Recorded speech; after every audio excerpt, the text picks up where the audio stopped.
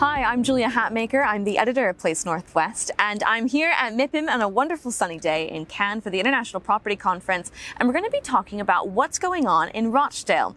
And joining me today, I have Andrew Russell from Russells and Paul Ormerod from Rochdale Development Agency. Thank you guys for joining me.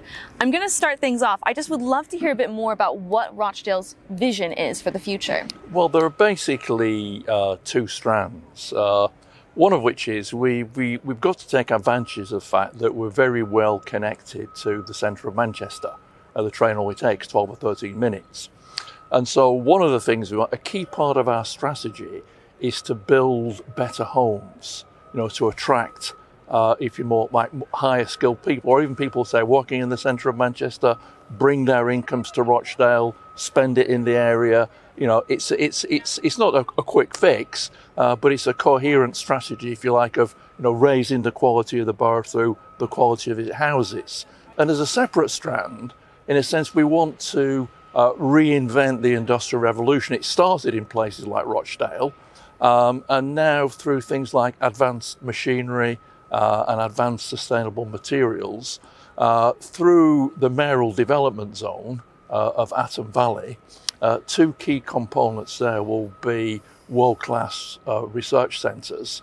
One looking at advanced machinery, supported by the National Physical Laboratory, and a sustainable materials centre, which has just been awarded a major government grant to get it going. That's great. And a little bit more about how H Park fits into that vision, if you don't mind, Andrew. Yeah, H Park's a shared vision with Rochdale Council. It's a fully sustainable site.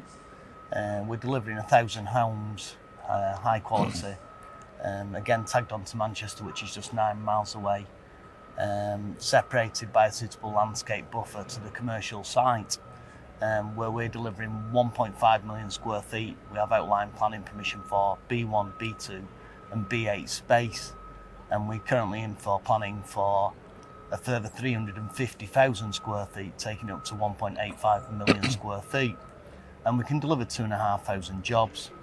And so we're really excited by the opportunity.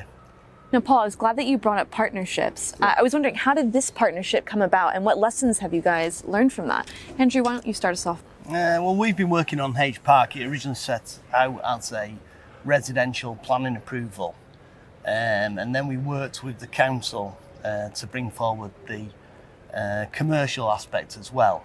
And it's really a joint vision and a long-term vision. We've been working on this site for 12 years.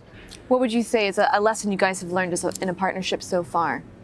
No, I think the key point is that we recognise that the private sector it wants to make a profit, and we're very happy. We're very pleased if people who are working with does, but we want to deliver public benefit, and the two combine really well. And we've got. With Russells, if you like, a local company run by local lads, and I'm a local lad, so we're all working together for the benefit of the borough, for our shared interests, so everybody benefits from it. Any lessons that you've learned, Andrew? You really do need a long-term vision. You've got to stick with it. Nothing happens quickly, and it's about good development, but there's no reason why good development can't be profitable development. In fact, good development should be profitable development. I think the thing that impresses me so much about H Park is the fact that it's not just aiming to be, homes and industrial park. It's aiming to be the best kind of industrial, the best kind of homes in terms of incorporating sustainability credentials. How do you guys make sure that continues to be a priority? Well, we've got very strong political pressures to make sure that Atton Valley and H Park are built, are meeting the net zero targets. So that's one important part. There's constant pressure there to make sure that we're delivering. Does it bring challenges as a developer? Clearly, energy is a vital resource these days.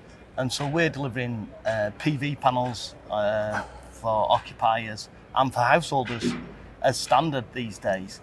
EV charging, again, standard. And again, for your employees, it's important that they can come to work and enjoy outdoor space for lunchtime breaks. We're providing sports facilities, again, for healthy occupancy. So it's an all-round vision, and indeed, I suppose you're sharing with occupiers what they need. They need to bring employees into the office and make to get the best employees their place of work, an attractive place of work, and that's what we've done with H Park. I feel like this is a very timely discussion to have at MIPIM as well, because MIPIM's all about bringing the private and the public sector together for partnership and to make change happen. What kind of lesson do you feel like other councils could learn from looking at what's happening in Rochdale? Well, I think in a sense we've learned from what happened in the centre of Manchester, which 30 years ago, I'm not saying it was a wasteland, but if you wanted to live there, you couldn't. There's like 400 private houses in the centre of Manchester. And through public-private partnerships, there's now 80,000. The city centre has been absolutely massively transformed through public-private partnerships. So in a sense, we've learned from that, and now we're creating, if you like, the next generation, the next vision of public-private partnerships are based around housing, net zero, advanced manufacturing. I was wondering too if you could kind of share a little bit about the fact that, you're with Rochdale Development Agency. It's not Rochdale Council. Do you think that other councils could learn from the moves that Rochdale's making by forming RDA? And if you wouldn't mind also explaining what RDA is. Okay, it is a company, but it's not for profit. And the board members don't get paid anything. We do it as public service, so I'll get that point in as well. But it's wholly owned by the council.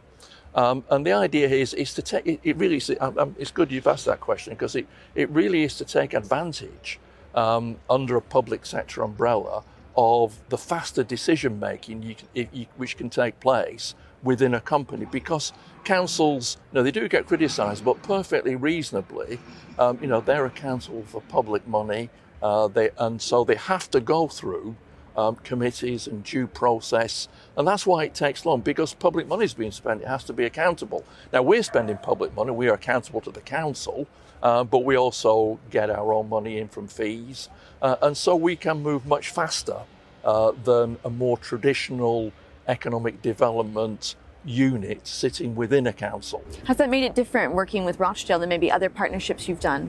Yeah, Rochdale are very proactive. I think there has to be some commerciality to a local authority organisation. At the end of the day, they probably control the largest budget, and can certainly do a lot to attract new business to a region. What is your sales pitch for Rochdale when it comes to MIPIM, people you're meeting here? Proximity to Manchester is really a key part of that. But also, secondly, on Hatton Valley, which spans Rochdale, Bury and Oldham, spans 3 boroughs, a huge industrial site that's going to have high-tech, net zero industries on there, which can take a mega factory and can have millions of square feet left over, alongside quality housing. What's your sales pitch? We're 5 minutes from junction 19 of the M62 direct link road, 9 miles from city centre Manchester. Probably most relevant, we have actually got a planning permission. We have a detailed planning permission for 688,000 square feet, and we were about to have a detailed planning permission for 350,000 square feet. We're fully sustainable, housing nearby, but not too nearby.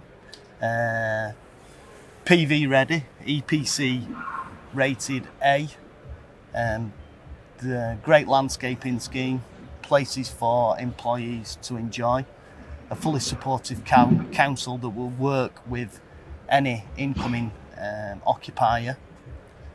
It's just a great place to be.